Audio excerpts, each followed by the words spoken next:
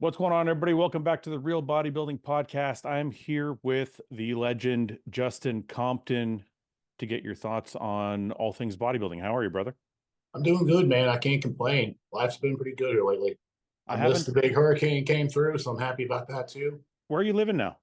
I'm in Florida. I'm in more South Florida than I am North Florida, where I used to be. Okay.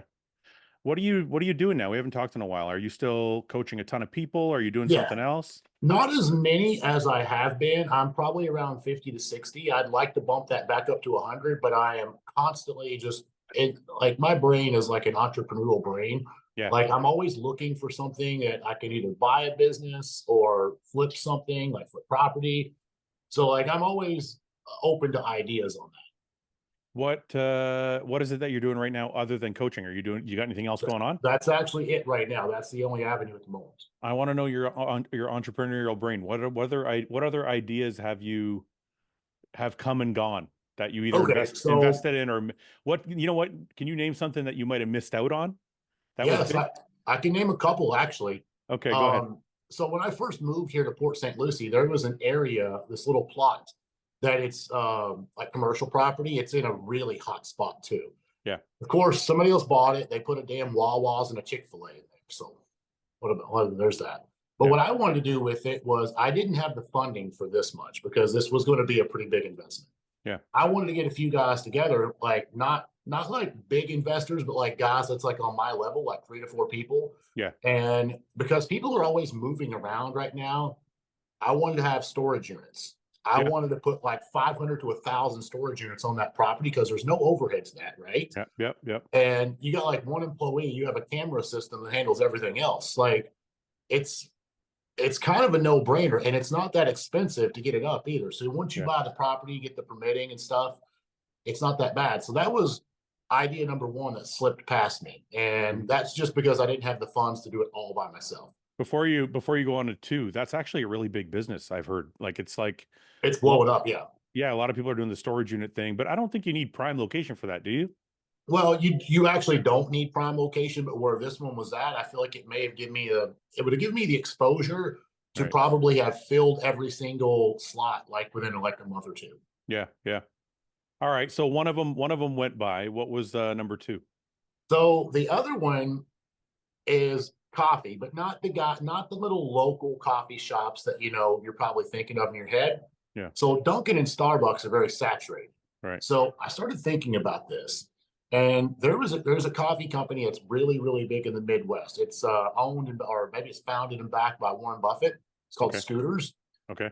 So it's essentially like a Dunkin', a Starbucks, a Krispy Kreme. They have breakfast sandwiches, donuts, that kind of good stuff, but it's cheaper, Hmm. like significantly cheaper. Because if you think about in today's market, people are pinching pennies, right? Right. So they're gonna, if they can save $2 or $3 here, they're probably go to. Not to mention, I've had it before, and it is good quality. It's Yeah. great, actually, Yeah. and it's the only place that I know that you can go in and get a $1 coffee. Nobody can do that anymore. So Right. think about that. You kind of bait and switch people. You get them in the door with the $1 coffee, but then they're buying a dozen donuts and a couple Right. sandwiches.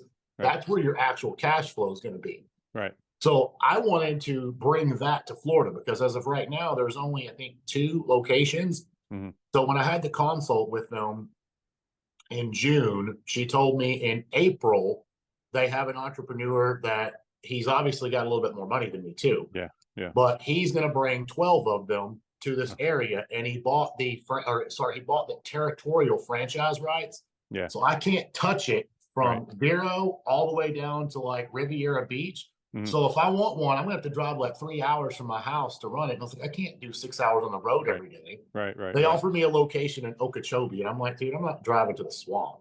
Yeah, but Like, is that something you need to be there for? I mean, those kind of things kind of, once you hire a general manager, they kind of run themselves, no? I feel like the first 3 to 6 months of just getting all the kinks, Yeah. because that was my intentions, was I want to be there and make sure everything is perfect, Right. but absolutely perfect. And after that, yes, that's when you're gonna have management come in and take over. Yeah. So realistically, that could have turned one location could turn anywhere between 200 to 350 a year. Yeah. I wanted like five. Yeah. I wanted like five of them. Like, so Yeah. needless to say, that didn't happen because someone beat me to the punch. Well, it's funny you said that the dollar coffee. So that it's kind of like, I don't know if you guys have Tim Hortons there. Do you have Tim We Hortons there? don't. I wanted a Tim Hortons here, but Yeah. they won't franchise to Florida. So Tim Hortons is like that. Like you can buy a coffee for like $1.50, where Starbucks is like $4 or $5. Yeah. Um, but what I've heard is like coffee's like 5 cents a cup.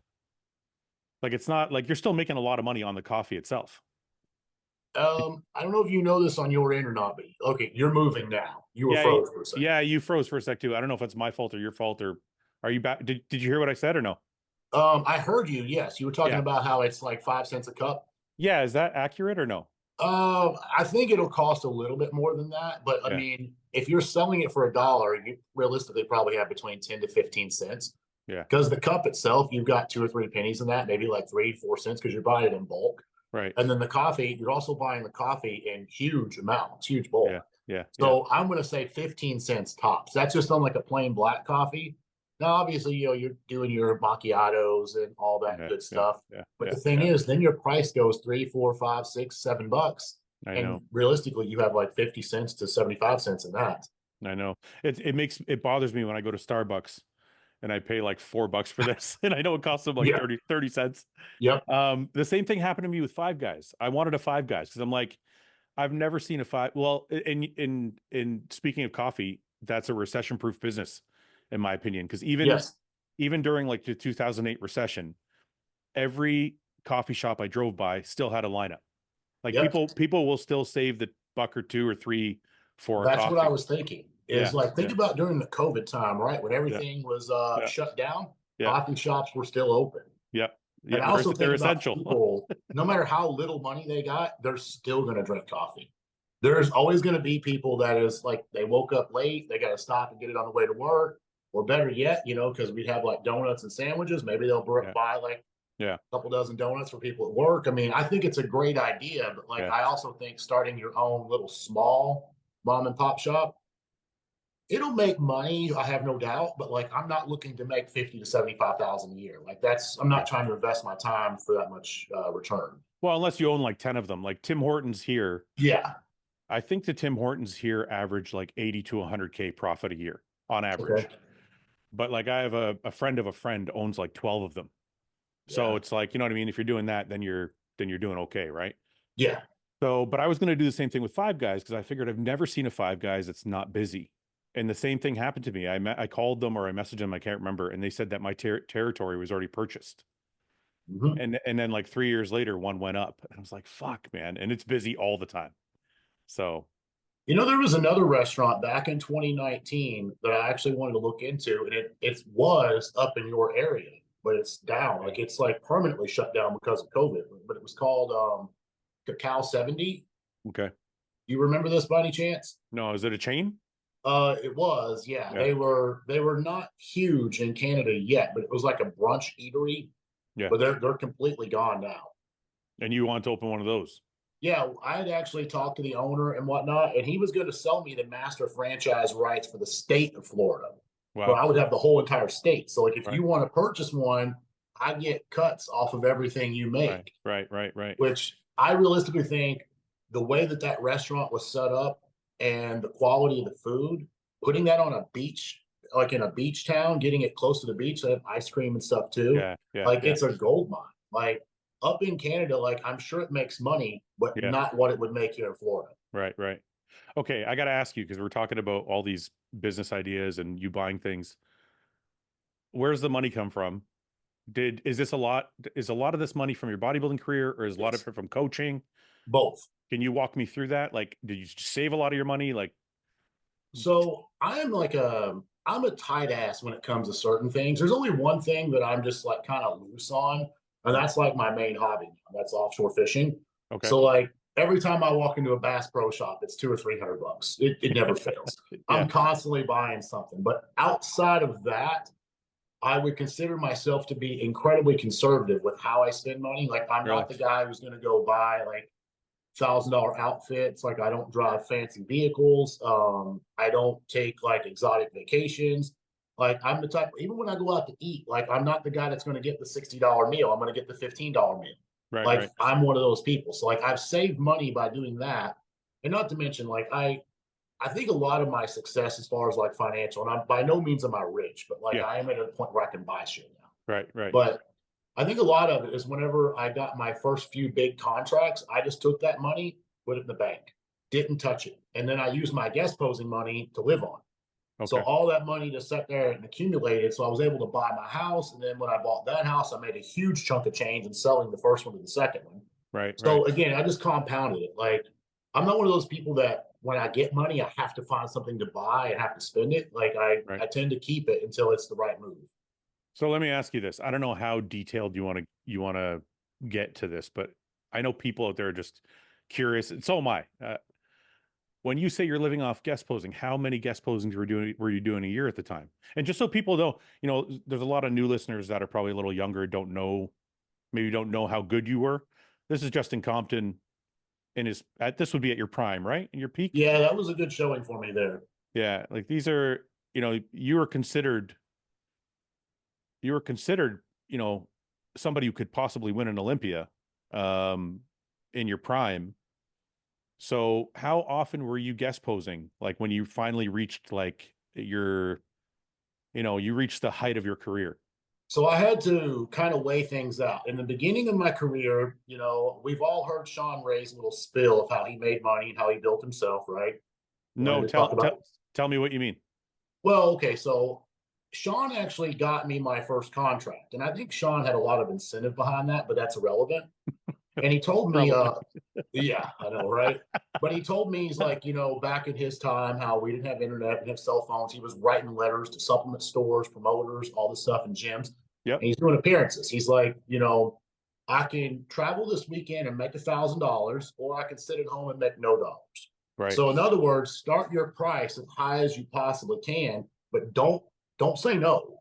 Like Right. keep coming down because like if you have nothing going on that weekend, I mean, because that's when all the events are. It's going to be on the weekend. So you have to take advantage of it when you get the opportunity. So if I have nothing going on that weekend and I don't have 2 or 3 shows that I have the option, I could go here, I could go here, I could go here. If this guy says, hey, I can't do 3 grand, okay, how's two sound? Two, Okay. can't do two? How's 1,500 sound? You're paying Yeah. for my flights, you're paying for my hotels. I get to meet a lot of awesome, cool people. I get to have a good time. It's not really Right. work. Right. I go on stage and I pose. It's what I do anyway. So Right. I was probably getting, I'm going to say there was times that I would do 4 in a month, like just back weekend, back to back to back to back. And then during the slow months of competition, I may go 4 to 6 weeks and not do anything. Right. But I would start high, man. I would gouge because I knew like what is gouge? Tell me, because I know what guys are getting now. So I'd get 5 grand off some people. okay. That's I thought that was gouging. they're gouging more now. Oh shit. Yeah. Yeah, I remember like I know at the time I heard just because one of the promoters told me that like Phil and Kai was getting like 8 to 10 grand. Mm. So I was like, okay, understandably, Kai, one of the most popular bodybuilders, Phil, Mr. Olympia, I get it. Right. But I also knew that like I'd made a few covers and I was the number 1 most searched athlete on muscular development. I was like, Yeah. my name is hot. I was like, I'm not going to do this for $1,500. Right. Like, Right. if it came down to me and I had to do it for that, sure, but I'm not going to Yeah. start low. I'm going to start as high as I can. Right. Yeah, I think now, guys guys now that are at the level you were at are probably between 5 and 8. Yeah. On Okay. average, on average. And then I don't know what like the top guys are getting, like the top, like I don't know what Derek's charging, probably 10. I don't know, but I know I've paid up to 7 for a top 10 athlete. So yeah, I think all the prices go up with inflation. But Yeah. so So you I'm use probably just right there with, yeah, with the times. right. So you use that money to spend on all of your life, and then all of your lifestyle things, and then all of the money that came through with contracts, you just put in the bank. Yes. So Pretty much every bit of that just went right in my bank account. how many contracts did you have at your peak? At one point, I think I had like 4 going at one time. Obviously, Evogen was my bread and butter. So I had to Right. make sure that nothing conflicted with that because that was my highest paid contract. Mm-hmm. But I had Evogen, I had muscular development, I had Iron Rebel, and I actually had and you're going to recognize his name, but Tracy Ferguson with Mama T just Oh passed away yeah. like last week. Oh yeah, that's right. Yeah, I was The with the her cook for a the period cook of time. the cookie company, right? Yeah, yeah, Right, right, right. She passed away? yeah. It completely took me by shock. It was so her kids. I think her daughter posted like a GoFundMe because I was, as human beings, we can't help but wonder what happened, right? Because we all Right, want to know, because she was young, I think early 40s right. in that range. Like Okay. our birthday was the same birthday. So Really? like, really, it was like who woke up that morning earliest would text happy birthday to the other one. Oh, okay. But she had a blood clot, if I'm not mistaken, and it went to the brain, and they had to put her in a coma. They were trying to fix it, but Oh, couldn't fuck. couldn't do anything. I didn't know her. I just know the brand. You knew her Yeah, well? yeah. I've been up there, hung out with them several times. Like me and Oh, her okay. spent like hours on the phone before. Oh, okay. I probably consider Tracy more of a friend than anything else. Yeah, I'm sorry, dude. I'm sorry for your loss. I didn't You really know, know her at all. I just knew the company. yeah. I think they're probably are they still in like Sobeys and places like that? I don't honestly, I don't know. I know she sold it. She didn't own Yeah. it at the end. Yeah, So yeah. So you had muscular development, Evogen. Do you want to talk about pay at all or no? I don't know if I should. I don't know how that works. Let's just do Like, this. Let's just do this. I don't want to talk about specific. Were you making well into six figures at your peak yes, well over. just from contracts? Yes, yeah, Yeah. Okay. Okay. That's all. I just want to give people an idea of kind of like what it means to yes. be at that level. 6 figures off of one contract. And say that. Oh, okay. Okay. Okay. Okay. So you're doing really well. So Yeah, you so I you was bank doing better than most bodybuilders. Can I ask you, so I think we've talked previously, and I don't know how much you want to get into this, but the reason you retired was health, Partially, yes. partially. Probably 75% of it. Yeah. What was the other 25%? It wasn't like what people think. So in 2017, I had to put on like a fake it till you make it smile. Okay. I was not mentally too well in 2017 with everything that was going on in my life. So, like, if you saw me, I may like if somebody said Justin's an asshole, believe it. He said he's a nice guy, believe that too, because you never knew Right. what you're going to get from me. Okay. It did start out, it started out with an infection, took 2, 3 months before things were like right after that. And then shoulder went out, had a minor bicep tear, ended up in the hospital twice with pneumonia that year, had to have a colon surgery. I just got to the point, like, leading up to that, I had never had a layoff from the gym Right. for no reason. Right. Had my wisdom teeth taken out, took me out like 3 days. Had a Hmm. septum surgery, took me out a few days. Not a big deal. Right. Right. But for something to knock you out completely, I didn't, because bodybuilding was my life. Hmm. Did it since I was 14 years old. I didn't know any other way of living. Right. So when this left shoulder went out, I'm left-handed. So to try to drive, I couldn't take a right turn because my arm would hurt to go over. Hmm. Needless to say, I didn't even bother going to the gym. I pretty much just stopped eating, downsized. I didn't even take TRT for like 6 months and let my test levels get to 81. So you can imagine what that did to me mentally. Right. Yeah, 81. And then the For doctor just actually told me, sorry, what? sorry, Justin, just for people watching who might not know, normal, the low end of normal is like 200. Yeah, So 81, you're like a 15-year-old girl. yes. Okay, go on. Yeah. Yeah. So ironically, my doctor told me, he's like, oh, we're going to give you 25 milligrams of Clomid 3 times a week, and that's going to bring you back. Hmm. I just laughed at him, and I literally did laugh in the Yeah. office. And I Yeah. told him, I was like, Doc, I use 100 milligrams a day on my own PCT, Right. and it doesn't work. Right. Like, I'm not getting recovery. I'm not, my LSH and FH come up, but my testosterone does not. Yeah. Like, Yeah. so we did that, and I went from 81 to 92, Yeah. something like that. So I was like, okay. And then he wanted to actually give me a test at that point. Yeah. So we were good to go. Got things cleared up. 2018, I ended up coming back up to like 265, 270 range. And then I really wanted it, but like, I guess I really didn't after I kind of fell out of it for a bit. And I kept thinking, like, yeah, you'll do it again. You'll do it again. Yeah. Mm. And then Mm. you just did. Mm. Like, because my life was so fixated that, like, if you were to talk to probably Matt, because he was closest to me at that Matt time. Jansen? Yeah. Yeah. The moment I walked off one stage, I was planning the next stage. Right. Like I knew the next show before I even left the building at the one I'm currently at. Yeah. Yeah. So like my whole life was very structured and planned. So when I got the rug ripped out from underneath of me, I just lost my mental. I don't want to use the word mental health because everyone talks about that, but I lost my sanity Yeah. basically. Yeah. Yeah. I don't think people understand. I said this to somebody. I told somebody after I retired, I went through like a couple years of, I don't want to, there was some times of deep depression, but overall it was a mild depression. Yes. But it's because you're kind of lost, because my life was like yours. It was so structured every single day. Same thing as you get off the stage, you might take a day off and then you're kind of like, you're back to work and you just don't know what to do with yourself. So is that kind of where you were at? You're just kind of like Yes. lost in limbo. I was constantly, I was doing some stock stuff at the time, but like I was really trying to just find ways to fill my day. Like I was still Right. making money, but like I was bored, like Right. Right. I'm not eating 6 times a day. Like I'm not doing anything. I'm not traveling. I'm not going anywhere. I'm not going to the gym. Um, Ironically, you mentioned that because I think it's a thing and it's pretty common amongst bodybuilders. It's been doing it a long time. You remember Dorian's story, right? Same. Yeah. Like doing like drugs, ayahuasca, and stuff like that. Like just Yeah. went off the full deep end. And I'm like, at the time, I was like, sounds like a great idea. I mean, it still doesn't sound like a horrible idea Yeah. to do it, Yeah. but I've never done anything like that. Yeah. Yeah.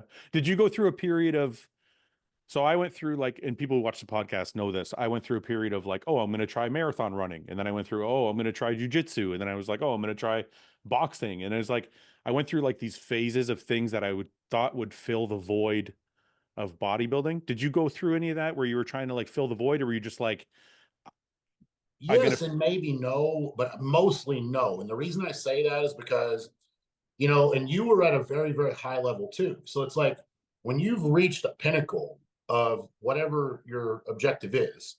So I cannot accept anything less than that to be good. okay. Like I can't expect or accept mediocrity. Right. So for me, it's like I've always liked boxing, but I know for a fact I'm 5'9", and I'd have to not eat for a year to get to like 170 pounds. If Right. you're 5'9", you can't box at 220.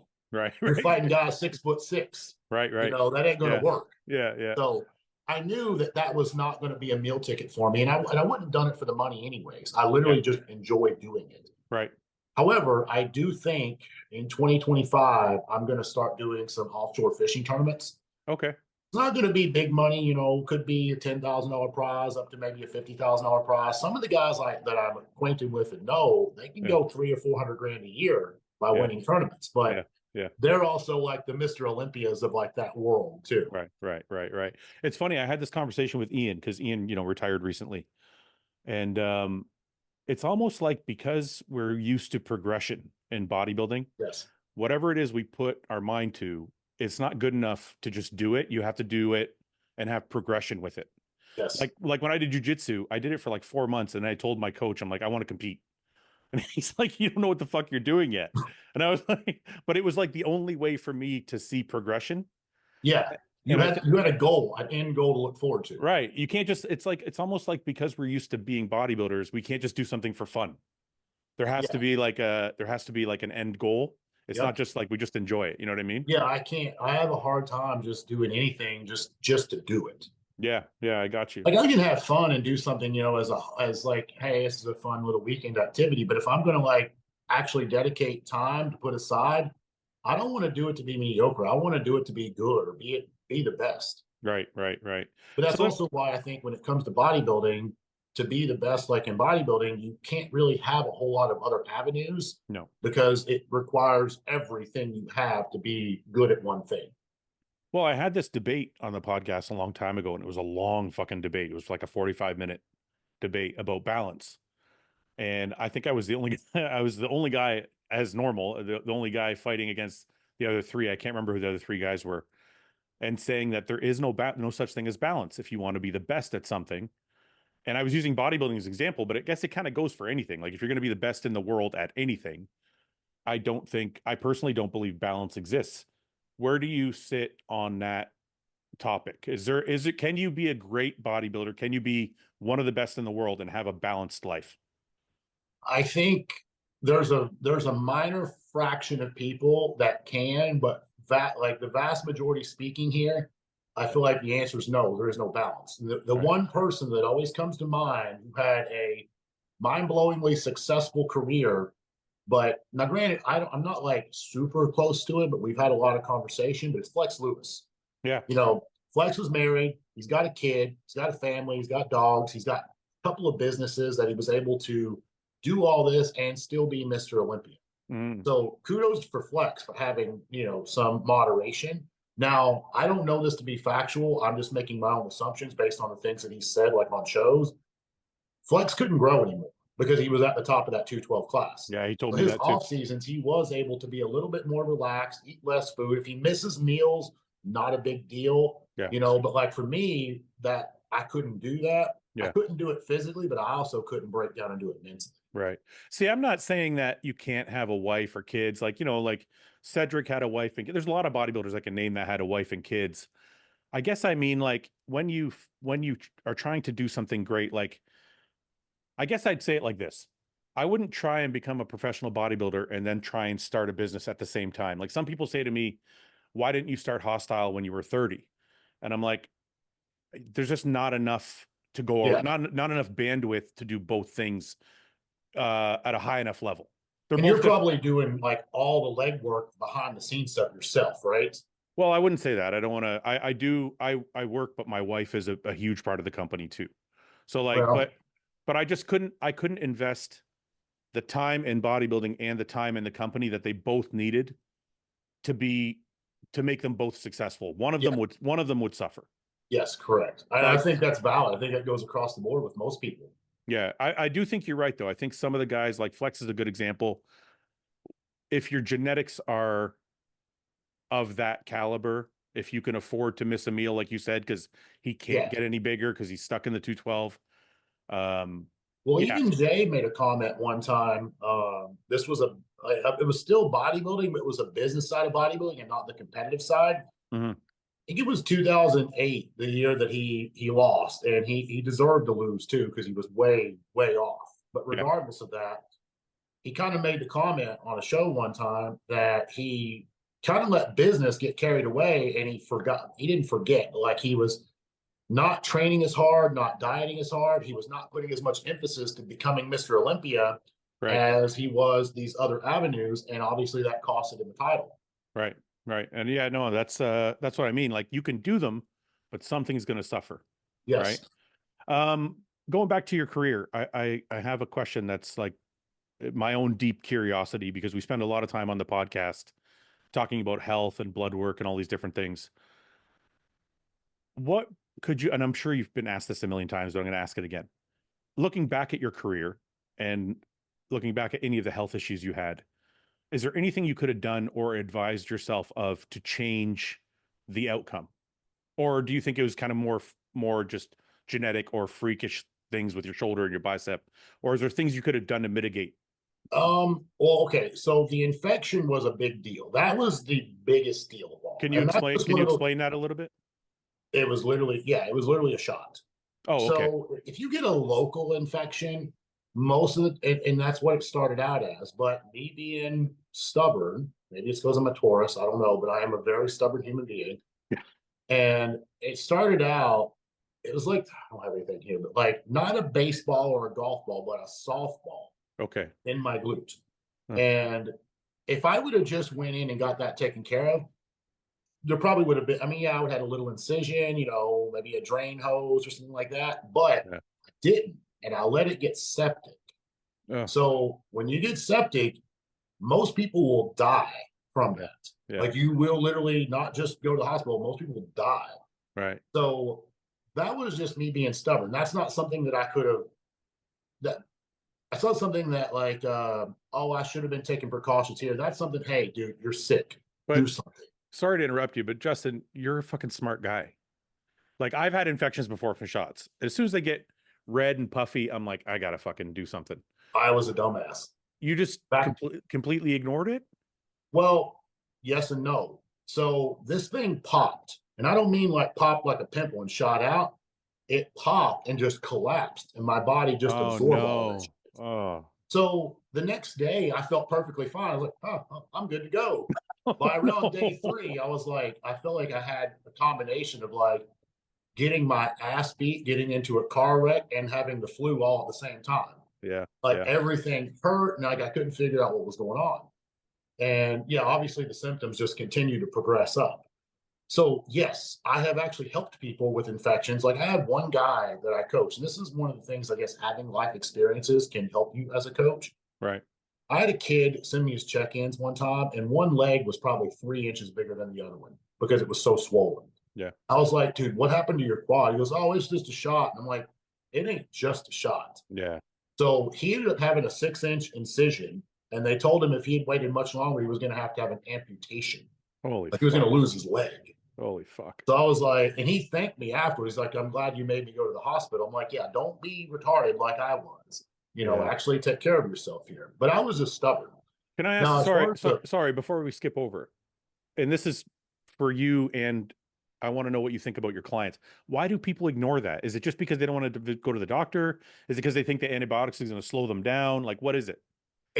I think it could be two things. A lot of bodybuilders are anti-doctor, and I'm not anti-doctor by any means. I do think doctors, a lot of them are just full of shit, like they don't know what they're doing. We have a lot of like Yeah, just bullshit doctors. right, But I think money comes to a lot of, I said I'm really tight with money, and I right, hate the idea because when you walk into a hospital, you're going to meet your deductible.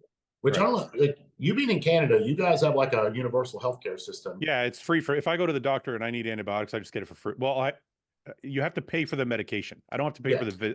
I don't have to pay for the visit. Yeah. Yeah, Okay. So if you go to the ER here, assuming that you get admitted, my deductible at the time was like 5 grand. And I was like, man, I don't want to pay 5 grand. Like, I don't want to deal with this shit. So that was one thing. And a lot of guys, they don't want to shell out the money. But at the same time, I want to slap myself in the face for this too. It's like, dude, you're buying all the top end food, you're right, buying all the top end supplements. Like you're buying all this, but you're too tight to go pay a doctor to get right, like I did my blood work. I did that very frequently because that was like a couple $100. right, It right, wasn't a big deal, just keeping an eye on things. right. But I really do think a lot of it is just guys, they're too tight with either one, they're broke, or two, they just don't feel that it's necessary. And from direct experience, it's very necessary. Do you think it's laziness? No, I don't think it's lazy. Do you mean blood work or like No, say do you think they're like, oh, I got an infection. It's not a big deal. Fuck it. I don't want to go to the doctor. It's like they're I being think a late. They're lot of being them are lazy about it. afraid. They're Afraid. afraid of what the doctor might tell them. Like, hey, That's this a is good point. worse. But the Right, thing is, that's not a valid, even though that's what people tell themselves, it's not a valid excuse because it does not go away on its own. right, Like it's right, not going to get better. So you may as well face the music and just do what you have to do. right, right, But right. it's like I know a couple of guys that I won't name them, but they are pros and they're getting in that upper 30, lower 40 range. And they've been doing this for a very long time. And I keep telling them, like, hey, you ever get an echo? Mhm. Nope. I'm like, you should. Why? I'm like, because they're like, oh, I checked my cholesterol. I'm like, yeah, that's not even Yeah, close to being okay. yeah. And I think they're afraid of what may come back. And I'm like, okay, well, be afraid, still do it. And then if there's a problem, you might be alive at 60 instead of dead at 41 to 45. Right, right, right. Yeah, I think you're right. I think nobody wants to be told that they have to stop. Yes.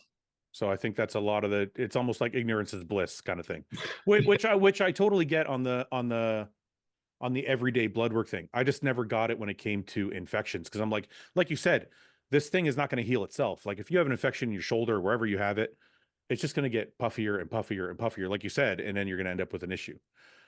So fast forward, your body absorbs it, you end up sick. So at the end of the day, if you could look back to your career, you were getting regular blood work. In that instance, you would have just said, do you think had you just gone to the doctor and got that taken care of, you would have kept on competing? No, No. eh? Why I not? think the other issues, assuming that these other issues still happen, right? Yeah, yeah, yeah. The Because shoulder we and the don't bicep. know. The Yeah. shoulder 100, actually, the shoulder happened a week out from the Ferrigno, and I still competed, and it just progressively got worse and worse and worse. I had Well, surgery on it last April, finally. okay. Okay. What was it with your shoulder that, well, Surprisingly, it wasn't what I thought it was. yeah. I had an AC joint separation. It was like 5 millimeters. that was at the time of the injury because I did get an MRI on that. Yeah. All they did was stick it full of cortisone and said, you're good to go. I'm like, okay, it felt good. But once that wore off, I just had to continue working around it. And by that time, I had developed a calcium deposit and a bone spur. Both were about an inch long, 2.3 and 2.5 centimeters. So, and they're rubbing against each other. Oh. So, needless to say, anything at all with this rotator moving was just, let's say this, was it January or February of last year? I got up at like 4 o'clock in the morning to go fishing, my usual routine, get up, load the boat, load all the shit. My dad was over here that day because my dad's like my number one fishing buddy. He always goes with me. Yeah, that's awesome. I wake up and like, if I tell you I'm in too much pain and I can't go fishing, I'm in a lot of pain. So, and I have electric reels as well. So if I want to be lazy, I can just push a button. It'll cast for you. No, it doesn't cast. Like I'm in the ocean, so we're either trolling lures or we're deep dropping on the bottom. Okay, I got you. It retrieves it. Okay. But anyways, I wake up and I'm like, God, I was like, I can't move this thing, and I just felt really bad. And it got to the point I literally could not move the arm; it was frozen. So when I went to the ER, that's how bad the pain was. I didn't have any pain meds, I didn't have anything at all at the house. So I go to the ER, and my blood pressure was high as fuck just from the pain. Right. Like they admitted me because of the blood pressure. Right. Like I think I was pushing like 180 something. I was just gonna ask you. Yeah. Holy shit. It was like 180 over 100 or something. So they admitted me. They said I was at like stroke level, and they said, "What is your normal blood pressure?" I was like, "You all can look at my records." Like I literally went to like my family physician like 3 weeks or a month prior. I normally go 120, 130, over 70. Yeah. It's like, but the pain factor caused my blood pressure to go up high. So essentially, I don't look back and regret that decision. Yeah, I met my deductible because they held me for like 4 days in the hospital. Yeah. Granted, I think my attitude probably didn't help those 4 days because I was not nice at all. Like once I found out, like, hey, you don't have a full tear, they thought it was an infection because when they ran the MRI on me, they saw fluid pockets. Right. And I was like, oh shit, if it's an infection, I'll stay. Yeah. Trust me, I'll stay. Yeah. So once we found out that was not it, I wanted to go home. And then they kept making a haggle about it and stuff. So like I wasn't very nice about it. But on the flip side, if you go to a standard orthopedic, he's going to send you for an x-ray. And then the x-ray would have obviously cleared and came back good. Right. Then he's going to send me to probably physical therapy for 6 weeks and see if that gets any better. When that don't get any better, then you're going to get an MRI. Then you're going to get surgery. So essentially, you like a 6 to 8 month process sometimes. Right. So I'm just glad I went to the hospital, got the x-ray, got the MRI, realized I have to have surgery. Let's just do it and get it over with. Just skipped all the crap in between. Yeah, I just bypassed all the other shit. I mean, I'm going to meet my deductible anyway, so let's just do it. Yeah. Get it back to normal. And thankfully, I will say, I got to plug BPC 157 on this because I used that in high amounts right after the surgery. Yeah. I was supposed to do 8 weeks of PT. They discharged me in 3.5. They said, we have nothing left for you. Like you can do everything in here. Yeah. That's awesome. They healed me really quick. You were probably like, you're very meticulous though with your diet and shit. Were you perfect eating and all that too? No. So no. See, this is something else that like I'm either a guy who's all in or all out. So like if I'm training and I'm eating, I still weigh things, but whenever I get into like a depression, I'm just going to call it that because that's what it is. So January of this year, I had a grade 1 teres minor tear on the good shoulder. Sure. And I looked like I was about 3 to 4 weeks out, and I can maintain that easily and comfortably. Yeah. And now granted, that's me calculating my workouts, doing it right, doing my diet right. I can't eat like Roman and stay 4 weeks out. Not many people can. Yeah. So when this happened, I had to put my dog down the very next day. He had cancer. So I was like, fuck me. I was like, I screwed my shoulder up and I lose my best friend all in a 24-hour period. Just went off the rails with eating and got out of shape. And then about 6 weeks ago, I decided I'm going to do it again. So I feel like right now I'm probably like an 8-week outlook.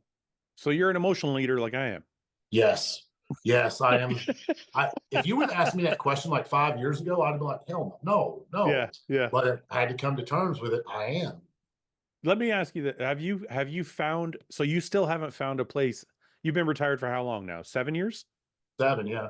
So you've been retired for 7 years, pretty much the same as me. My last competition was 2017, even though it took me a couple years to fucking retire. Yeah, because I was like, I'm gonna come back, I swear I am, and then I just never did. But anyways, uh, it's taken me a long time to find a middle ground between emotional eating and eating like a bodybuilder. Have you found the middle yet, or are you still one or the other? So when I'm doing it right, I have found the middle ground. When I'm having like an emotional breakdown, it's just cakes, pies, cheesecakes. Like I can eat a Costco cheesecake in a whole day. You're Like it's exact. You like know ten what? thousand calories. Like I have the appetite of the old 300-pound Justin. I There's know. no problem with that. I know. Fuck, man. Paul said to But me, surprisingly enough, this is going to come as a huge shocker to a lot of people. The maintenance diet that I like is a not a bodybuilding keto, but a real keto diet yeah, where I eat about 120 to 150 grams of protein and about 250, 280 grams of fat. yep, And I'm not hungry. yep. I'm not moody. That's the thing with carbs. It's like my energy I is up and know. down, up and I know. down. I know. I can get a little edgy. I can get a little pissy at times, but I can be in a deficit in keto Yeah, and not be upset, not be angry. right. Like it doesn't bother me. We're almost, So dude, we're almost exactly the same when it comes to food. I like everything you're saying is like exactly my life. I did, I did, I did carnivore for like 6 weeks yep. and I lost like 35 pounds. Best I've ever felt. Best. And it wasn't just because the weight dropped. It was like I wasn't hungry. I wasn't thinking about food. I wasn't like, it was just, and I talked to Dave Palumbo recently. I had him on the show and he said keto is better than carnivore because you're getting more variety of fats, which makes sense.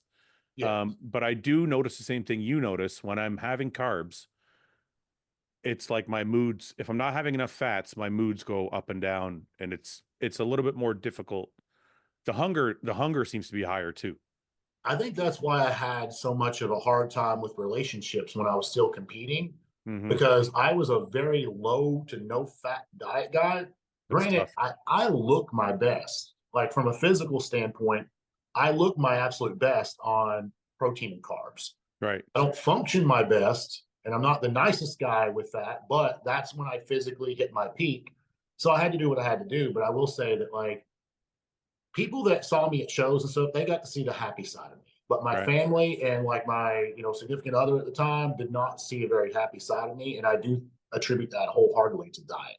Yeah. The average person will look at it like say they see a bodybuilder having a tantrum Yeah. and they're like, oh, that's roid rage. I'm like, no, man, it's really not. It's There's a lot more that goes into that. yeah. Yeah. Like if Yeah. you run me into the shoulder on the road and I get mad at you and start flipping you off, that ain't roid rage. It's because you did something to trigger me. Yeah. Yeah. And Yeah. it's just like somebody does something stupid that I'd normally let roll off my shoulders and I smart off to them when I say something. It's like, you kind of caused this. That's not really my fault. But I do know I was much more edgy with Yeah. specific diets. The reaction, you're right about what you're saying, but the reaction is different. Like Yes. when I wasn't, did you ever, where was your highest A1C? So for people who don't know that, it's a measure of like your pre-diabetic or diabetic number. Were you ever close I to think my highest I ever saw was like a 5.6, 5.5, that's 5.6. so that's like pre-diabetic. I No, think I think you got to be over 6. you got to be over 6. I think 6 is like pre-diabetic. I was like a 5.5. I still think 5.5 is high. No, because I think I was around like 5.3, 5.5, somewhere in there. My doctor was like, "We got to bring this down." He wanted to see it under 5. I don't know if that's weird I or think if that, mine hangs right about 5, and it could be, and I don't know this for a fact. We may yeah, use different units from Canada to US, potentially, yeah, potentially because I know like certain units, like the cholesterol. Like when I see like some of my Canadian clients' it's blood different. work, I have to be like, Yeah, okay, I got to go over and Google right, and put all this stuff right, in, because right, when I right. see like an HDL of like 1.3, I'm like, that can't be right. Well, the reason I brought it up is because during when I was competing, I was like pre-diabetic. Like my blood sugar was too high on a regular basis, and I know that contributes to mood. Yeah, it definitely So does.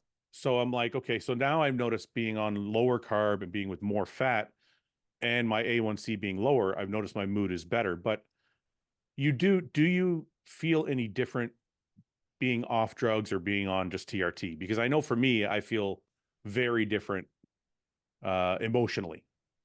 It's been so long since I've actually used anything that I kind of forgot what it was like. As far as the feeling goes, say just walking around the house doing regular stuff, no, I don't notice it. Right. I will say in the gym, it's a very noticeable difference. Like when I'm Yeah. training, Yeah. like the mental intensity that I had is it's not. I have to force it now, but it's Yeah. still the pumps are not as good. The strength is not as good, but the endurance, like I tap out a whole lot Right. faster. I Right. mean, it's like a natural athlete compared to a Mr. Olympia. Like they're not going to be doing the same set for set. Right. Right. Right. As far as any other type of feel, I can't say that. Now, obviously, when you're not taking anything and your chest is tanked, that's a disaster. Right. But TRT to being on cycle, I actually looked forward to coming off when I was competing because I felt better when I was Yeah. on 2 to 300. Right. Right. Like I That's genuinely felt better on that than I ever did on a yeah. thousand. Right. Right. Right. It could be now. Granted, I would lower my food when I would come off as well. So maybe just not stuffing myself all day every day. Maybe that Yeah. played a big role into it. Getting rid of some water retention Yeah. played a big role into it. But like back to the A1C thing, I don't. I'll have to go back when we get off here to look at my numbers specifically. Yeah. But I do remember that my fasted glucose, I never saw one over 90 ever. Okay. And then like after eating meals, like I wasn't as regular with checking it as some people. Yeah. Like I would check it from time to time, but this is on 10 IU/GH as well. Okay. And I think I would get to like 120, 125. Is that high? I don't know. That's not like so you to be like if you're above one, I think 120 to 140 is considered pre-diabetic. Okay. 140 and up, like you probably need some help. That's Right. fasting. Right. Now, Right. Right. once you're eating, I think it's like anything above like 160. Not don't quote me on the exact numbers, but it's in that range. Is Okay. when you start to have a problem. Okay. I Okay. mean, ideally, you want to keep it in the double digits, under 100 all the time. But like, Yeah. I don't tell people, "Hey, you need metformin. Hey, you need insulin because your glucose is 105 after you just ate 100 carbs." Like, that's Right. not Right. a problem. Right. Right. So Right. many of these guys, I've seen some wacky protocols online where it's like, check your glucose, and if your glucose is above whatever, don't eat. I'm like, so what? Like, make it make sense. And I've seen people. I won't name his name either because I don't want to bash anyone. Mm-hmm. But he told his clients, or he probably still does, when they do fasted cardio in the morning, they have to check their glucose first. If they're not under 65, which is on the low end of things, Yeah. very low. If they're not under 65, take 2 units of Humalog, check it again in 30 minutes until you get it under 65, and then do your cardio. I'm like, What the fuck? man, this is like you will. And this guy doesn't produce champions. He doesn't produce results. Like people always overthink everything. Yeah. And I've seen, I actually don't know this person, but I met So some of his he's clients. so he's telling people to take insulin and not eat. Yes. To Oh my get that God. nut, to get the glucose down as low as you can. So basically, you're doing cardio when you're almost hypo. And you're hypo. Yeah. Yes. Holy fuck. But I had a guy, I don't know him. He was at the show, but I didn't meet the guy because I wasn't even interested. But I met a couple of his clients backstage. It was just praising him. Yeah. And every morning they had a protocol. They checked their temperature. If it's like 98.1, you have to do this. If it's 98.4, you have to do this. Like 98.6, I'm like, man, this sounds like you got sold some nice snake oil. Yeah. It's not that fucking complicated, man. It's not that Yeah, fucking bodybuilding's not that sophisticated. man. I'm gonna just put out a statement to people now. If your fucking coach is making shit that complicated, you need a new coach. Yes. It's not bodybuilding is not that fucking hard, man. But in coaching, since you coach like 50 people, do you make things pretty easy for your clients? Are you a basics, like a back to basics kind of bodybuilder kind of coach? Or Yes. do you have some things that are a little bit more intricate in your programs? So I don't do like the PDF files. Like I said, my stuff is basic all across the board. Now I Yeah. keep my communication open. That's obviously Right. important as a coach. So like Right. I may not be as fast as Chris Aceto because I've been told if you text Chris, you get a response in 30 seconds. I'm not that fast. Yeah. But I keep the communication open. Everything is through WhatsApp. So like the actual plan is going to be in one message. And I'm gonna like when I make changes, I highlight it and I put it in bold. Right. So that way you can see exactly what I've changed. Chemical wise, it's not rocket science. I hate to be like Ronnie and say it's nothing but the basics, but it is basic stuff. Yeah. Yeah. It's not rocket science. Yeah. Training wise, again, it's not like I don't have people do backflips in the gym or weird, stupid shit. It's go to the gym, lift some heavy ass weights. Right, That's what's right, going to get you big. right. And here's your diet. Eat this diet. Check back in with me. Let me know your concerns. That's like, so I try to make it as simple as I can. And then if they need to have like, so I do work with a few people who have some complicated schedules, people with some health concerns, health issues. Yeah. That's a different story that I have to kind of deviate from my usual. Right, right. And I'm at this point, I'm pretty familiar with working with that kind of stuff too. So it's Yeah, whatever comes my way. sure. Are you still an avid follower of all the shows and all the guys, or are you more just interested in doing and coaching? I would say it's both. I mean, because I mean, I watched Brett's show when Brett won the Yeah. Legions this past weekend. He looked great, and then Samson won a show in France somewhere, Yeah, France. I think. So yeah, I keep up with it. Like I keep up with bodybuilding and I keep up with classic, but I'm more focused on bodybuilding. Yeah. Okay. So Let's yeah, let's take a look at yesterday's shows. We're gonna talk some bodybuilding. All right. What do you think about Samson doing this show? Everybody has kind of has their own opinion about him doing a show 2 weeks for the Olympia, whether it was good or bad, or what do you think well, about it? correct me if I'm wrong, but like, isn't he a guy who supposedly gets better with more shows? Yes, he is. So I'm cool with him doing that. Like I support it because is he back with just his wife coaching him? Is that right? Yeah, his wife, and there's another gentleman, Michael Warner, I believe is his name, from Merrick Okay. Health, is also working with them on blood work and things like that. So I think it's a good idea for them to do the show because the chances of him losing here was slim to none. So he Right, gets a, regardless of how he places at the Olympia, he's 2025 Olympia qualified. So right, you get right, that out, get that out of the way. right, I don't think he's 100% here, but I also don't think he needed to be 100% here. For one, he didn't right, have to have it to win, and two, I know what it's like to try to peak back to back, and it's not fun. right, So right. overall, like when I saw the stage shots, I actually was not that impressed with the stage shots. But when Right. I saw that, I think it's a lighting thing here because he Yeah. looks much better backstage than he does right here. Right. Right. I agree. So I think he actually looked a whole lot better because when I first saw it, I was kind of like, oh, man, I'm kind of disappointed. Yeah. But when I saw the video with the good lights, because he has such dark skin that if he's under the wrong lights, it washes him out. Right. Right. Um, I yeah. would like to see him 8 to 10 pounds lighter at the Olympia. Hmm. I personally think he's going to battle with Andrew for third and fourth. Is that where you have him? I have him, if Samson can bring it, I have him in third, potentially second, but I have him in third. But if he's off by anything, I think Andrew might get ahead of him.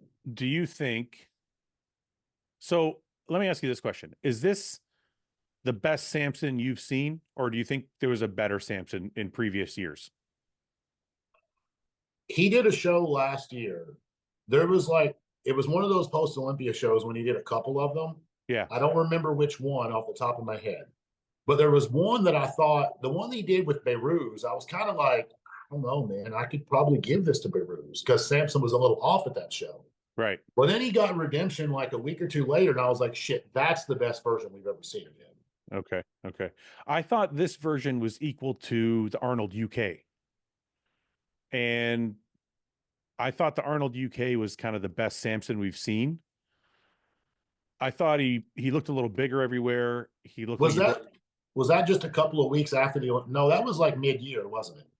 No, there was the Arnold Ohio, and then 2 weeks later there was Arnold UK, and he lost to Hottie by like a point or two or something like that. I can't remember. Hottie was not as good in the UK as he was in Ohio, but Samson got better and Hottie got a little worse, and then they were pretty close. Yeah. But I thought he was equal to that here, which is good considering he had 2 more weeks. Yeah. If he can come down, like I said, somewhere between a 5 to 10 pound range. Yeah, I mean, if Samson could actually bring like Derek and Hottie level hardness in his lower body, he's winning the whole thing. that's what Like, I there's nobody think. going to get Yeah, his way. that's kind of what I think is if he can just bring a little bit extra from where I don't even know if he has to be as hard as they are, if he's close, because I think he beats them both in shape and maybe muscularity in some shots. Yeah, he's got them both in shape and muscularity. So I feel like if he can get his condition like even close to where they are, it'll be an interesting show. The only thing I can say, because he's a tall guy, which is kind of odd because he does have good arms and he has good legs. Right. But I think the area that's going to hurt him standing next to the shorter guys is going to be his back. Right. When he turns around, like I can give him several of the front poses, I can give him some of the side poses. Right. But I think when he turns to the back, because Derek's back is pretty wacky, and so is Right. Hobbs. Right. I think that's the only area that they can expose him on. Except on the I flip side, he can expose Hottie because Hottie's a little blocky. right. And then Derek is not as hard from the front as he is from the back. So Mhm. everyone has a weakness here. This is the thing, and I told people, and we'll get into the Olympia in a second, but I've been kind of telling people like, look, the top five guys, if you consider the top five being Samson, Hottie, Derek, Nick, Andrew, is that kind of what you think? That's who I was going to pick. Yeah. Right. So if you consider those the top five, I can make a case for each one of those people winning. You know what I mean? Like, I don't know if you feel that way, but I feel like I could probably make a case depending on who looks like how they peak for each one of those guys potentially winning the Olympia. Yeah, I mean, with Andrew, he's going to have to still show more improvements on conditioning. With Nick, I would like to see Nick have that. Was it 2021 when he got third? Yes. If Nick can bring that back, I think Nick could move up significantly. You know, I wouldn't. I right now I've got Nick in fifth, Right. but like Nick could climb that significantly higher if he can bring that back. So imagine this scenario. To me, if Nick can bring his waist in to the way it looked at the very first New York show he did or the Arnold, because he had like his waist actually worked as a strength for him then because he had like really tight waist, not tight waist, but really detailed waist and blocky abs that were very detailed. So like the waist almost like looked good on him. It almost had like a Hottie effect where it was so detailed that it was like a strong Yeah, suit. I think if he can bring that, the only shot he loses is the front lat spread. yeah, that's not a good one for him. But Right. And then let's say he takes second or third or something in the other front shots. He's going to win the side shots. And from the back, he's pretty incredible. I think from the back, I think he can hang with anyone from the rear. And from the side, I don't From know the if any. side, I mean, he actually has a little bit of an old school Jay Cutler look. I mean, cut the head off, obviously, because they don't look Yeah. anything like, but like Right. the actual body is similar to Jay from the side, at least the arms, the pecs. That's I what I'm think saying, though. So then you got four shots there, plus the most muscular. You could potentially be like, hey, this guy's fucking.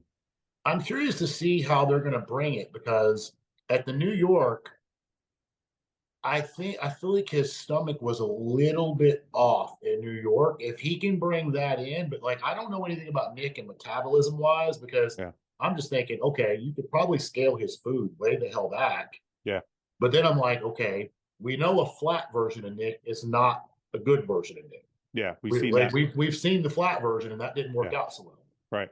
So it's going to be a matter of being able to find the balance to be able to bring him in full and keep that really, really tight and controlled.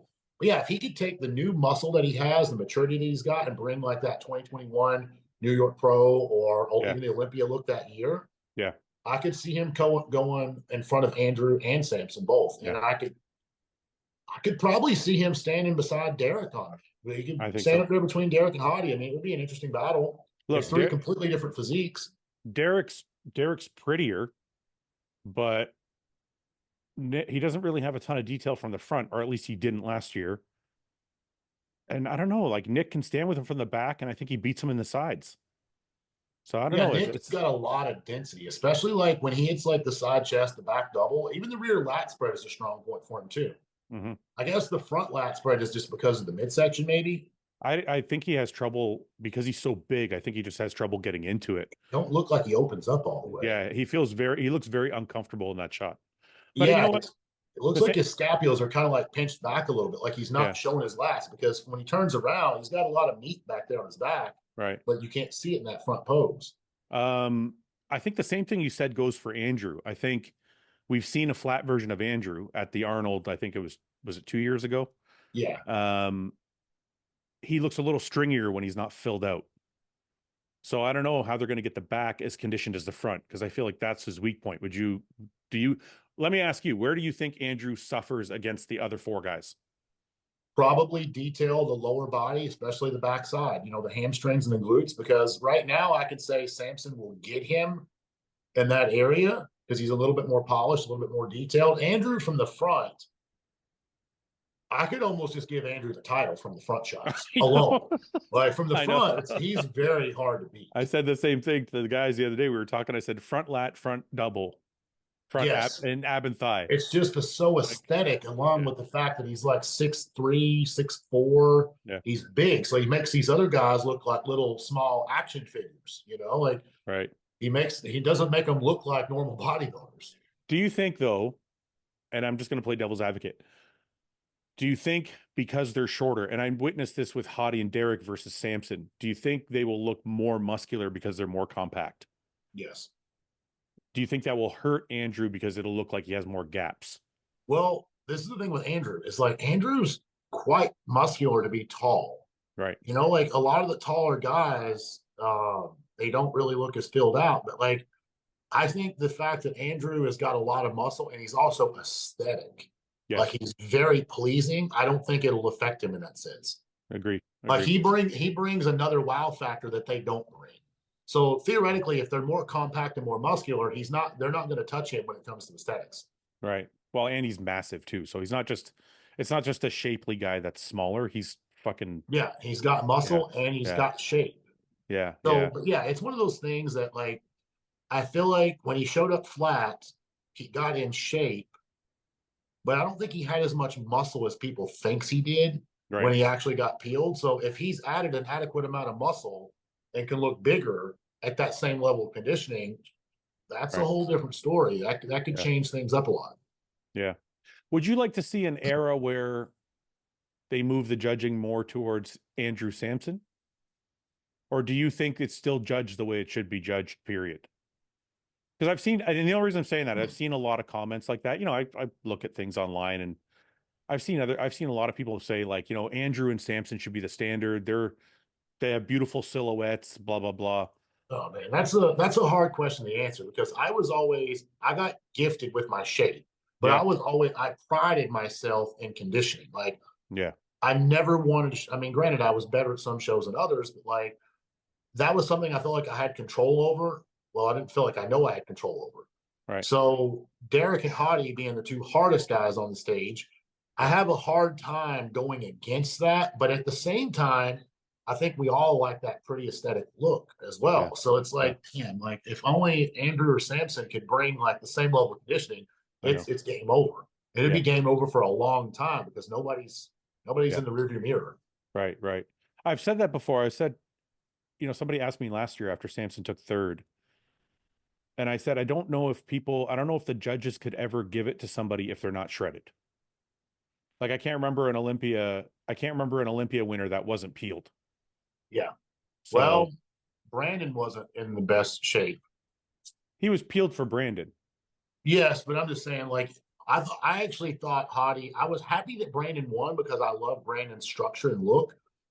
But when I went back and looked at it a few times, I kind of liked Hottie on that one just because of that nasty, grainy factor that he brings. Yeah, yeah. But he definitely, I think that Hottie outconditioned everyone in that show by far. Let me ask Brandon just took him on shape. That's the only thing I could see. I don't think he beat him on size really that much either. Yeah.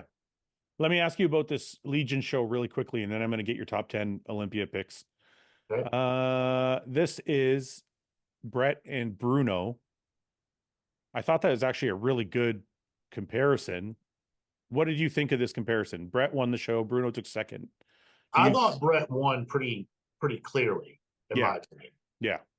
Bruno's not bad, but I think Brett just brought like that signature conditioning that he's capable of, and I think that conditioning is what just sealed the deal. Yeah. The only thing that I would like to see on Brett, because I just had this conversation earlier today, is Brett is a very, very complete bodybuilder. He just needs, like when he's hitting that most muscular, like remember how like my side delt would cap a little bit more? Yep. If Brett had a little bit more side delt there, like he would be 100% complete. Just needs a little bit more size. Right. And his shoulders have gotten better every single show. So it could very well happen for him. I think Brett's a very complete bodybuilder. I think that's why he probably got the nod here. And I think that's why he'll be it's like 36, 37 years old, if I'm not mistaken. I think he'll be in the mix for the next 5 to 7 years. Yeah, I think the only thing I think Brett's very complete, and I also had Brett winning the show. I just thought at the Olympia level, I think if he had this exact same physique and more muscle everywhere, Yes. he would be in the running. He just still, Yeah. still think he needs to pack on a little bit more size. Like when I saw him here, I thought he was going to be huge. And then when I saw him on stage, I'm like, okay, he still looks amazing, but he's still, like you said, the cap on the delts, a little bit more on the chest and back, just a little bit more everywhere, really. He's got such a beautiful shape. On the flip side to that argument, though, he's kept his lines and aesthetics. I guess he's been able to hold all of the good attributes Yes. along with adding size over the years. So if he's able to continue on the same path, we could very well see what you're talking about. Yeah. Yeah. No, he's incredible. So yeah, I thought it was pretty, I don't want to say it was an easy win, but it was, like you said, it was clear that Brett won. Yeah. All right, let's go to this is our new bro chat prediction screen, or Real Bodybuilding Podcast prediction screen. We're going to go to our Mr. Olympia 2024. I got you penciled in here. These are all the people that have given their predictions. Justin, you're here. Do you need to see the list of names, or do you just want to tell me? Let's go ahead and put the top 5 in, and then I'm going to look at the names specifically to go 6 through 10. Okay, who do you have first? I'm going to go Derek first. Okay, Derek. Who's second? Then I'm going to go Hottie. Hottie. And then third, I'm going to go Samson based on what I just saw from France. Then I'm going to go Andrew. And then I'm going to go Nick. Okay. And then I want to look at the rest of the list to kind of see where I want to put 6 through 10. Okay, these are the other guys. This is the list. I think this is everybody. Oh, I didn't put sorry, I didn't put Brett in here yet because he just won, so I haven't added him to the Brett's qualified for 2025, not 24. Oh, that's right. It's not for this show. That's right. Okay. So I'm pretty sure this is the full list. So do you want I'm just gonna let you know what? I'm not gonna say anything. I'm just gonna let you go who's sixth. This is going to be a shock to a lot of people, but I'm going to go Martin. I don't think it is a shock. If you look at like who do we have here? James and Roman have Martin 7th. Oh, Roman's got him down in 8th. Ben has Martin in 6th. We're gonna say Justin. I'm going to put Martin in 6th on this one. Okay. Let's go back up to that list. Okay. Is Bonnet? Bonnick's name's on there, so I'm going to put Bonnick in 7th for sure. Okay. I'm going to go 8th on Brandon. Bonnick. Brandon. Have you talked to Brandon at all? Do you know if he's looking great or not looking great? I haven't seen or talked to Brandon in a little while. Okay, can I ask you a question? What's up? Why do you have Brandon in 8th? Is that because you think he's going to be a little smaller? And I think age is starting to catch him with his legs. Yeah. He never had the strongest legs to begin with, and Brandon's got to be like mid-40s by now. Yeah.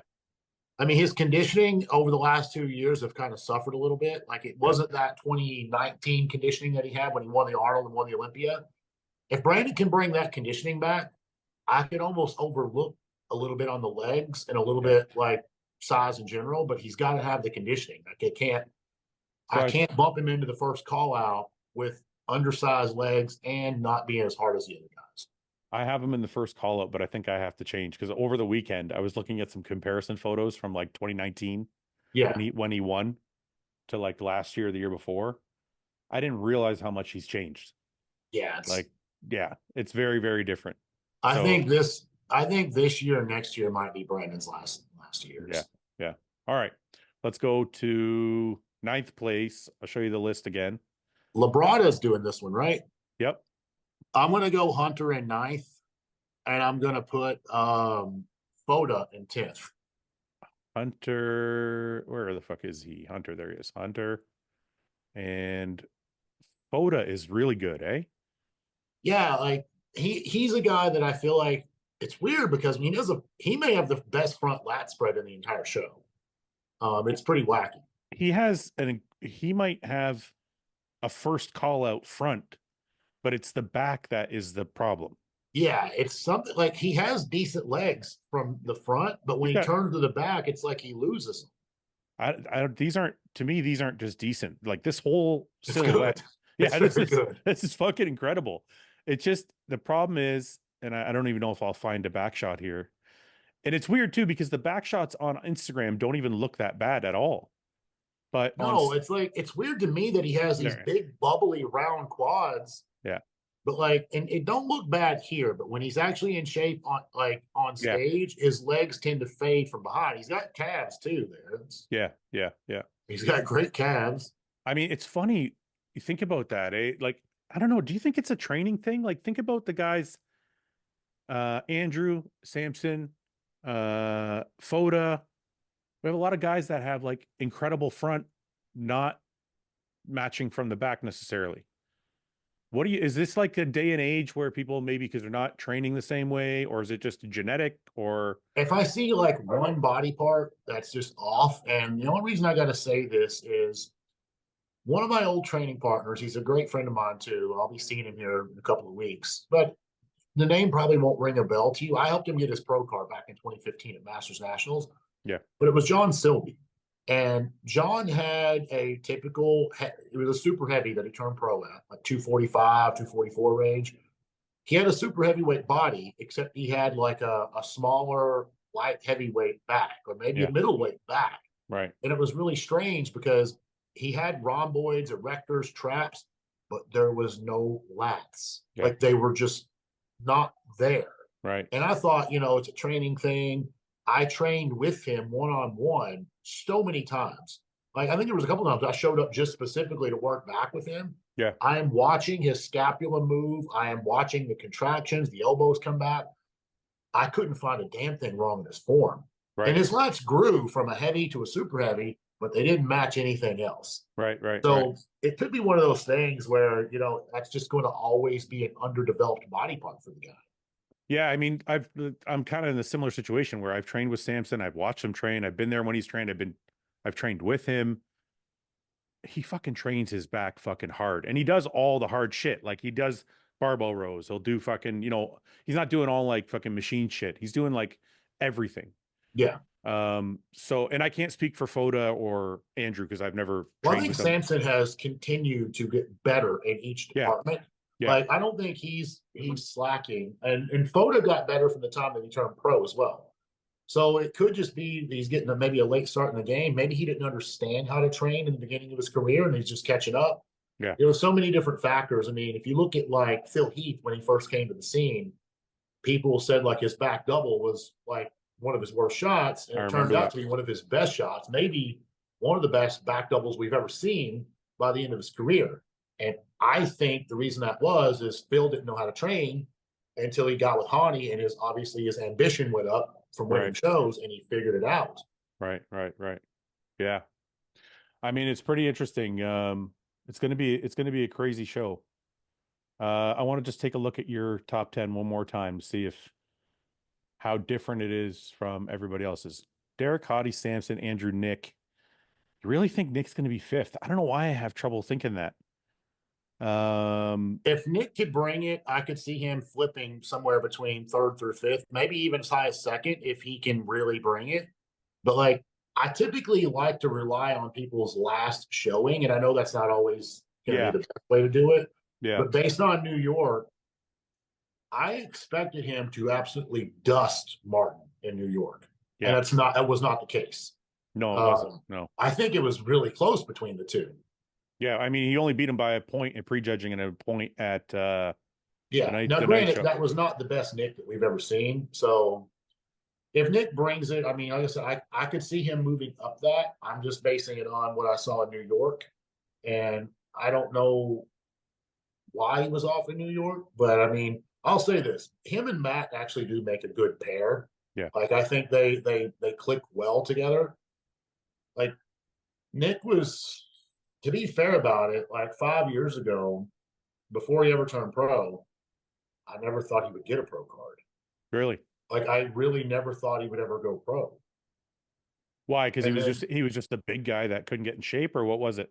when he was like young, it was a conditioning thing. Then as he got a little bit older and more mature, his shape started not looking the best. But he took what I would say, I don't want to use the word bad genetics because anybody who makes it to the Olympia, you don't have bad genetics. Right. Like, you just Right. Of don't. course. Yeah. Yeah. But his shape was not the best, but he was able to mold his physique around that and learn how to pose to hide that. So like kind of changed things a lot over a couple of years. And I can't help but think like me and Matt don't speak anymore, but I can't help but think Matt's the one who helped him get to where he's at now. Yeah. Listen, I think people forget how good Nick is. I think, a lot of people are like, oh, his waist and oh, his quads aren't this, his quads aren't that, his waist is too thick and blah, blah, blah. But I'm like, look, that guy, like you said, will work his fucking ass off to make his abs a strong point, even though they're thicker. And I've seen him do it. Like when he did New York, everybody was like, fuck, his ab wall is crazy. Even though his waist looked a little thicker, it didn't matter because it was so etched in that he took a weakness and made it a strong point. So I'm not, I don't know where I have Nick right now. But I wouldn't count him out. And I am curious to see what he looks like next to Derek. Derek is going to have a prettier physique, but Nick has a lot of raw muscle. So I don't know what he's going to look like next to Derek and Hottie. And he brings the condition too. So I don't know. It's going to be crazy. Now, one Yeah, more question. you have five guys up there that all have like different strengths and different weaknesses. So it's kind of Yeah. be kind of interesting to see them all pose in the same call out to see how they get flip flopped around. All right. I'm going to ask you one more question before you go because I've kept you on longer than I promised. It's all right. Out of this top 10, or even outside the top 10, if you had to pick one shocker, somebody that you think could shock this lineup, who would it be? Or do you think it's going to be pretty standard, like this is going to be it? Or do you think somebody can jump in and upset this whole thing? When you say upset, do you mean like come in and win it? Or just like someone that's just like a No. wild card we didn't expect? Yeah, maybe a wild card we didn't expect. Because I think all of us are pretty certain of the top five. But if you think that, if there's somebody else, I name it. think there's a guy that he's gotten better and better, and that's Raphael. Yeah, I think he's a guy that could show up and knock someone out of the top 10. right. Do you think there's a possibility Raphael could be a first call out? Because I know Tyler really likes his physique. If you're talking about six people in the first call out, I Yeah. mean, him and Martin have completely different physiques, but I could see those two getting compared. Yeah. I mean, if he really brings it and he's made improvements from his last show till now, yeah, I think he could. Yeah. I'm not banking on it because I haven't seen the level of conditioning from behind that I want to see from him. Right. But if he can bring it, he's got the shape and he's got aesthetics. Like I couldn't knock the guy out if he actually brings the right conditioning. Last question. Do you think Akeem could be a dark horse? There's a small chance of it, but Yeah. like Akeem is definitely one of those guys that the more shows he does, the better he gets. And Akeem, I hate to say this about him, I do like Akeem. I respect Akeem. Like he should have done like 5 shows already by now. Yeah. Because when Akeem does like 6, 7 shows, by the end of the season, he's actually quite conditioned. Right. But considering this is going to be the first show he's done in a while, I don't see that being. I don't see him being a factor here. I feel like Akeem is the only one, aside from the back double bicep, is the only one with the amount of muscle to upset this list. Oh, he's got a lot of muscle on him. That's what I'm saying. Me and Akeem did our first national show together, like 2011. Yeah, but I'm saying to this day, I don't know how I beat him there. But you know what I'm saying? Like the Olympia is it is a muscle show. Like the bigger guys are the guys that get to the top. I just think with him, it's kind of weird because the year that we saw him actually get really lean in his hamstrings and glutes, he's actually done it a couple of times now. Yeah, yeah. But his upper back is kind of weird, like up through here, still kind of thicker skin. I know what you mean. Yeah. And I remember Dave, one of those shows, I think it was 2016 to 8, because he won Tampa in 2016. Yeah. It was like 6 whole diazides or something. I'm like, no way. I'm like, are you trying to kill him? Holy fuck. But yeah, it was a ridiculous amount, but it worked. Whatever they did, it worked. Yeah.